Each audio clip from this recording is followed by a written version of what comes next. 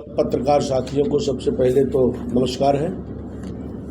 हम उत्तर प्रदेश प्रतापगढ़ से विधायक और सांसद रह चुके हैं और ओबीसी मोर्चा के हम राष्ट्रीय महामंत्री हैं।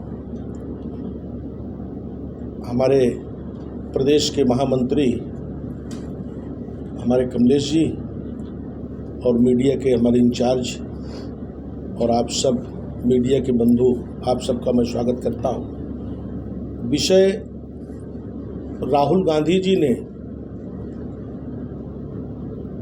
अभी अमेरिका में जब गए थे तो एक विश्वविद्यालय में उन्होंने युवाओं के साथ संवाद करते समय उन्होंने कहा कि हमारी सरकार अगर आएगी तो हम आरक्षण को ख़त्म करेंगे। आप सबको मालूम है कि अभी लोकसभा के चुनाव में जिस तरीके से राहुल गांधी ने देश की जनता को भ्रमित किया कि भारतीय जनता पार्टी संविधान को खत्म करेंगी और आरक्षण को समाप्त करेगी, ऐसा पूरे देश में एक भ्रम फैलाने का काम किया है। मगर आप सब लोगों को मैं बताना चाहता हूं कि राजीव गांधी जी ने 1990 में मंडल आयोग की रिपोर्ट को रद्द कर दिया और लोकसभा में ओबीसी समुदाय को आरक्षण देने का विरोध किया था। लोकसभा में उन्होंने आरक्षण उम्मीदवारों को बुद्धू कहा था और अपमानित किया था। वहीं पर इंदिरा गांधी जी ने मंडल कमीशन की रिपोर्ट को ठंडे बस्ते में डाल दिया। नीरज चौधरी ने अपनी किताब हाउ प्राइज मिनिस्टर्स डिसाइड में लिखा कि पिछड़ों के लिए आरक्षण की सिफारिश करने वाली मंडल कमीशन की रिपोर्ट को लेकर इंदिरा गांधी ने अपने कानून मंत्री शिवशंकर से कहा कि ऐसा एटीआर तैयार कीजिए कि सांप भी मर जाए और लाठी भी न टूटे। उन्होंने मंडल कमीशन की रिपोर्ट को कभी बात ही नहीं किया। जवाहरलाल नेहरू ने भी मुख्यमंत्रियों को लिखे अपने पत्र में कहा कि मैंने ऊपर दक्षता और हमारे पारंपरिक ढर्रे से बाहर निकलने का उल्लेख किया है। इसके लिए हमें इस जाति या इस समूह को दिए जाने वाला आरक्षण को हम समाप्त करेंगे। निरंतर आरक्षण के विरोधी रहे, सनातन धर्म के विरोधी रहे। कांग्रेस ने इस देश की आज़ादी के बाद इस देश पे कई वर्षों तक राज किया, गरीबी हटाओ का नारा दिया, मगर देश गरीबी से जूझता रहा और कांग्रेसी निरंतर भ्रष्टाचार में लिप्त रहे। लोगों को, देश की जनता को गुमराह करने का काम करते हैं, क्योंकि कांग्रेस तुष्टीकरण की राजनीति करती है, सनातन धर्म के विरोधी हैं, आरक्षण के विरोधी हैं। ये आरक्षण को समाप्त करेंगे, ऐसा निरंतर आज़ादी के बाद से, चाहे राजीव गांधी हो, चाहे इंदिरा गांधी हो, चाहे जवाहरलाल नेहरू हो, इस बात को ओबीसी मोर्चा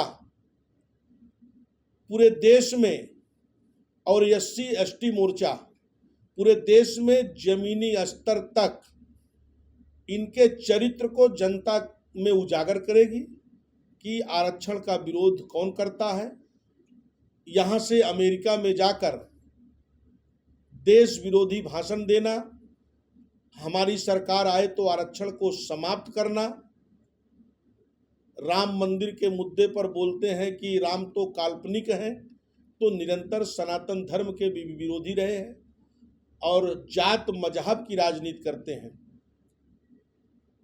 इसके लिए इस राहुल गांधी के बयान को पूरे देश में ओबीसी मोर्चा मंडल स्तर तक विरोध कर रहा है, इसकी निंदा कर रहा है और हर जगह हम प्रदर्शन, धरना, पुतला दहन करने वाले हैं।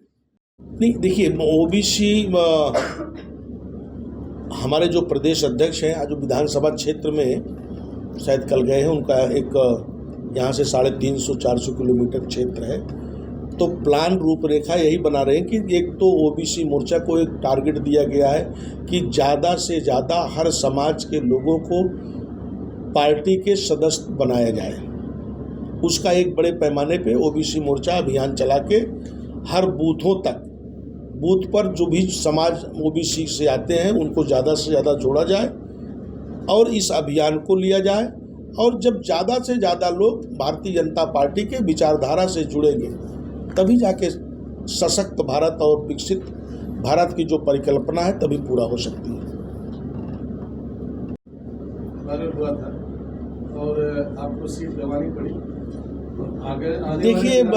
देखिए क्या है कि आपको भी मालूम है कि उत्तर प्रदेश में किस तरीके से लोगों को गुमराह किया गया कि भारतीय जनता पार्टी संविधान बदल देगी, भारतीय जनता पार्टी आरक्षण खत्म कर देगी।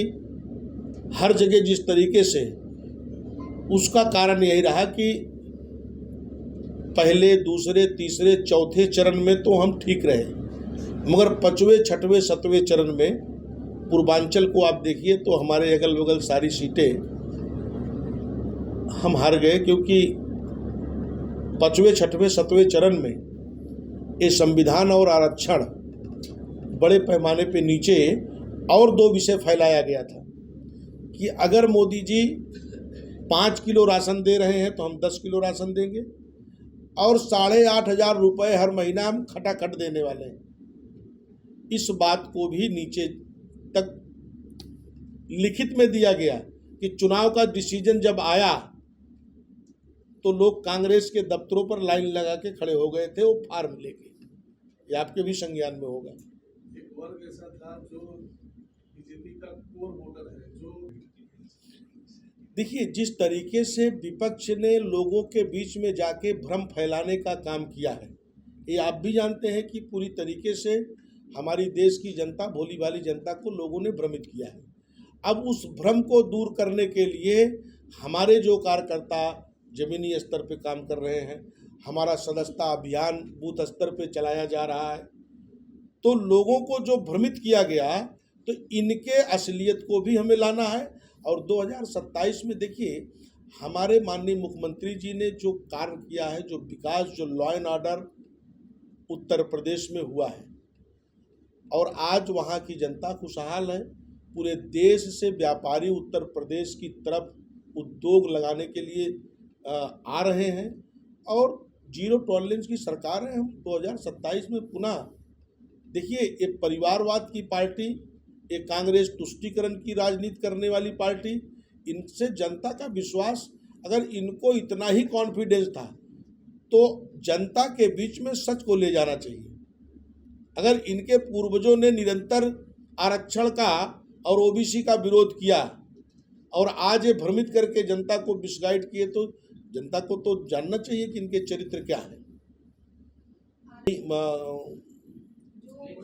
देखिए वो फेक देखिए हम आरक्षण के साथ थे, रहेंगे, आगे भी रहेंगे। हम संविधान का सम्मान करते हैं। देखिए संविधान की धज्जियां तो कांग्रेस ने उड़ाया, इमरजेंसी लगाया आए दिन। भाई ये भी हमने आपको, इनका इतिहास रहा है आरक्षण का विरोध है। लोकसभा में इनके वक्तव्य हैं जवाहरलाल नेहरू जी के और इंदिरा गांधी जी के, राजीव गांधी जी के। तो हमारे पास एविडेंस है कि हम ऐसा थोड़ी कि उनके ऊपर कोई ऐसा आरोप, कि इनका तो इतिहास रहा है कि ओबीसी के विरोध करना और जातियों को भ्रमित करना, जातियों को आपस में लड़ा देना, जातिवाद फैलाकर तुष्टीकरण की राजनीति करना और देश पर राज करना, इनका पूर्वजों का इनका इतिहास रहा है।